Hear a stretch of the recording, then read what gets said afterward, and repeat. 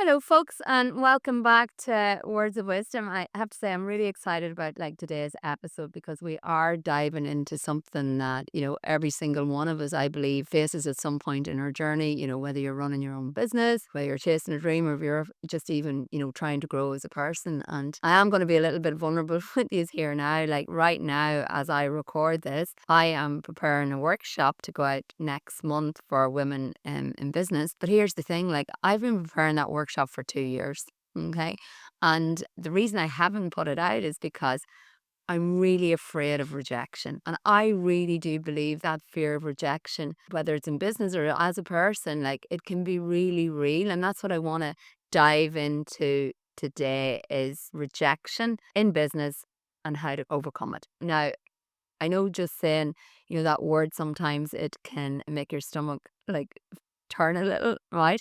Because I do believe rejection has this sting about it. The idea that someone might look of what you've created or what you've poured your heart into and say no, thank you, or worse, you're not good enough. And for such a little word, I believe we extract so much meaning from it and we can end up really, really overthinking it. And as I said, it has stopped me for 2 years from putting out a workshop that I believe will help women in business so, so much because I'm afraid of rejection. So I do get it.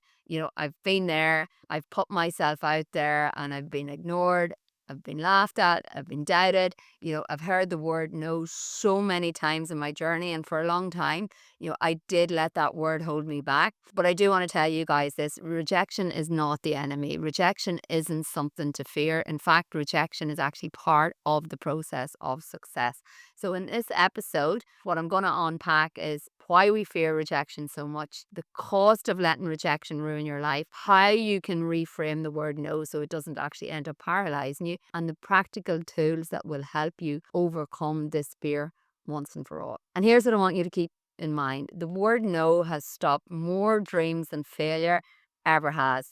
So let's make sure that it doesn't stop yours. So the first thing I want to tackle is why do we fear rejection? So let's talk about why rejection feels so terrifying, because on the surface, rejection is just a word. Someone says no to your offer, doesn't reply to your message, doesn't follow you back online. It is small, but the way our brain interprets that no, it can feel huge. And there's a reason for that, because from an evolutionary perspective, rejection used to mean danger. Like thousands of years ago, being rejected by your tribe meant that you were literally left out in the cold. And if you were left out in the cold, then you didn't survive. So your brain develops this protective system to see rejection as a threat to your safety. But if you fast forward to today, if you send an email to a potential client, they say no, or worse, they don't respond at all, logically you're fine. You're safe in your house, you're not going to die. But your nervous system, it reacts like you've been cast out of the tribe. Your heart starts racing, your palms start sweating, your mind starts to spiral out of control, and you end up going down this, rabbit hole of what's wrong with me? Why wasn't I good enough? In business, then the fear shows up everywhere. You hesitate to post content because you're afraid no one will like it. I was terrified by this in my earlier days. It took me over 2 years to start posting stuff because I was so terrified of being rejected that people wouldn't like it. And I still at that measure a little bit, in there now, but I suppose I have that I feel the fear and do it anyway. The other thing you can end up doing is holding back maybe from pitching your idea in a meeting because you don't want people to roll their eyes or to reject your idea. Maybe you avoid selling your service because you're terrified of being told it's too expensive, or worse still, nobody wants it. I think is what has held me back with doing my workshops and stuff for so long, because in my head I'm going what if nobody wants it? But here's the thing though, and I really want you to hear this: rejection almost never means what you think it does. It's not always about you. It could be about timing, maybe budget restraints, circumstances, or priorities. Yet because of our internal wiring, we personalize it. Remember, they're not saying no to you, they're saying no to what you have to offer right now for whatever reason. So before we go further, I want you to reflect: where in your business or your life right now are you holding back because you're afraid someone might say no? And I want you to write it down, because that's exactly where your growth is waiting. Your freedom is at the other end of that. Which leads me on to the next part. What is the cost of avoiding rejection? Let's be really real and let's be really honest about the cost of avoiding rejection. And as I said, I'm so guilty of this. I've procrastinated for years on things because of fear. When you don't put yourself out there, you don't just avoid a no, you also avoid a yes. So you close the door on opportunities before they even have a chance to come your way. I always say if you never ask, the answer is always no. And you want to get your head to a place thinking like, what is the worst that can happen? Think about it. How many people are out there right now who need your idea, need your service, your voice, but they'll never know about it because you're too scared of being turned down. Here's what happens when you let fear of rejection run the show. You stay in your comfort zone. I always say your dreams are the other side of your comfort zone. You play small, you settle for less than you're capable of. And sure, yes, the comfort zone feels safe, but nothing extraordinary grows there. The comfort zone's like a little cozy prison. It keeps you from pain, but it also keeps you from your greatness. And I've seen this so many times. Brilliant people with incredible ideas, incredible potential. They never launch their business.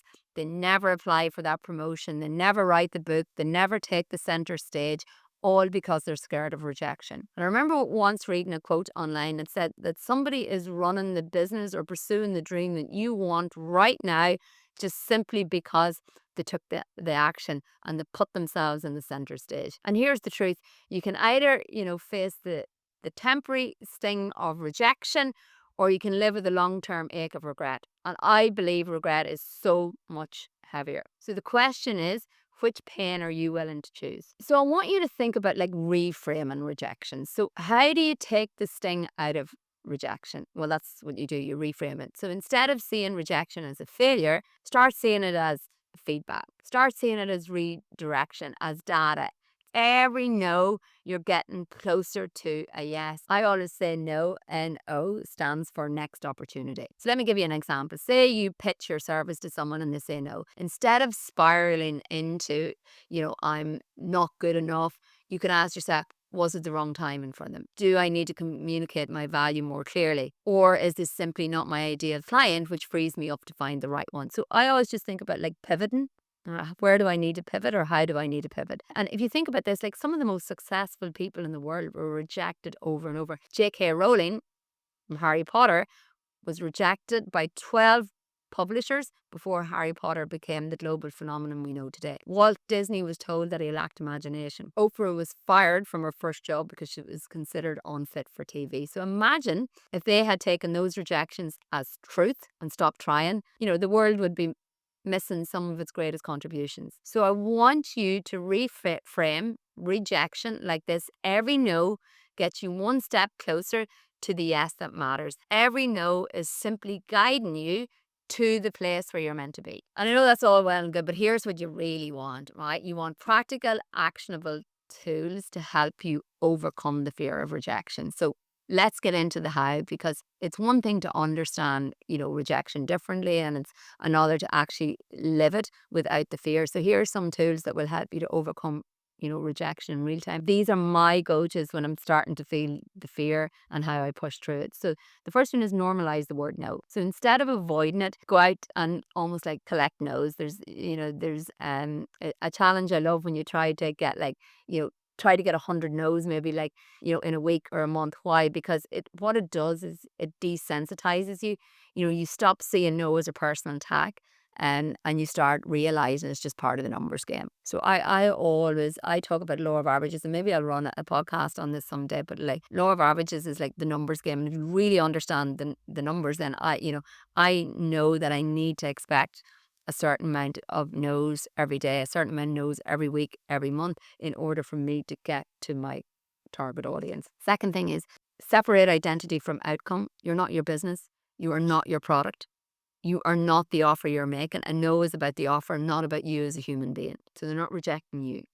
Okay. The third thing is practice micro rejection. So start small. Ask for something you think might get a no. Maybe ask for a discount at a shop, or you pitch a small idea in a safe space. Notice how it feels to be told no and train yourself to handle it calmly. I know I've ran lots of stuff on this, and there's other podcasts on this that you can go back to, but regulate your nervous system. This is huge, because if your body feels unsafe, you'll keep avoiding rejection. So tools like, breath work, grounding, journaling, exercise, these can all calm your nervous system. The calmer your body, the less intense rejection feels. And then I want you to visualize both outcomes. When you imagine success, but also imagine rejection. Picture yourself being told no, and then imagine yourself handling it gracefully. This trains your brain not to panic when you get a no. And then the last part is, celebrate the courage, not just the results. The real win is that you asked. The real win is that you tried, that you showed up. Results are out of your control, but courage is always yours. So every time you put yourself out there, give yourself a little bit of credit, give yourself a little bit of a clap on the back, because here's what happens when you use these tools consistently. Rejection stops being this brick wall. It becomes a stepping stone. You stop fearing it and you start chasing the opportunity. So I want you to imagine this for a second. What would your life look like if rejection didn't scare you anymore? What would you do if you knew that hearing the word no wouldn't crush you? Would you finally launch the business idea you've been sitting on? Would you pitch yourself to your dream client? Would you share your story more boldly on social media? I want you to think about that ripple effect. More opportunities, more growth, more freedom, because when rejection doesn't stop you, you open doors that most people never even knock on. Your entire life can change the moment you stop giving so much power to the word no. So let's wrap this up, guys. We've talked about why rejection feels so scary. It's hardwired into us. We've looked at the cost of letting that fear run our life, the missed opportunities, the regret. As I said, I've been there.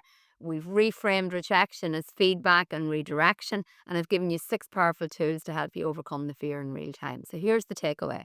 I want you to carry with you, rejection is not the end. It's just information. It's a step on the path to your dream. And here's my challenge for you this week. I want you to really put yourself out there in one area where you've been holding back, whether that's sending the pitch, making the call, posting the video. And I'm going to ask you, I'm going to dare you to go into a shop this week and ask for a discount. Whether that's on a coffee, whether that's on something you're buying, a piece of clothes, whatever. Just ask the question. Understand that the answer is probably going to be no. But whether the answer is yes or no, I want you to celebrate the fact that you had the courage to try. Because at the end of the day, it's the courage that builds the success, not the perfection. Thank you so much again, guys, for your time. If this episode resonated with you, please share it with someone who needs to hear it today.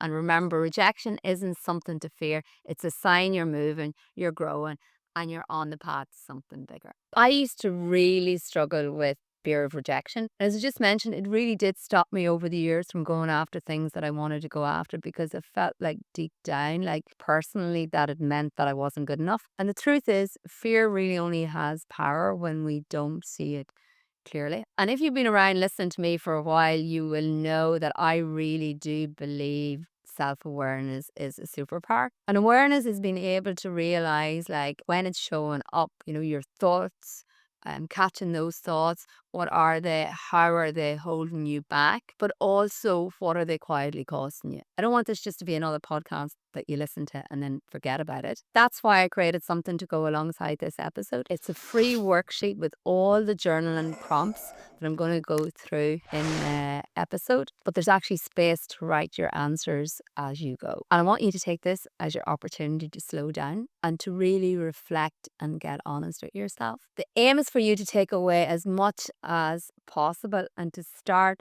loosening fear's grip on you. You can download it now in the first link in the description or the show notes, and drop me a heart or a message in the comment section when you do.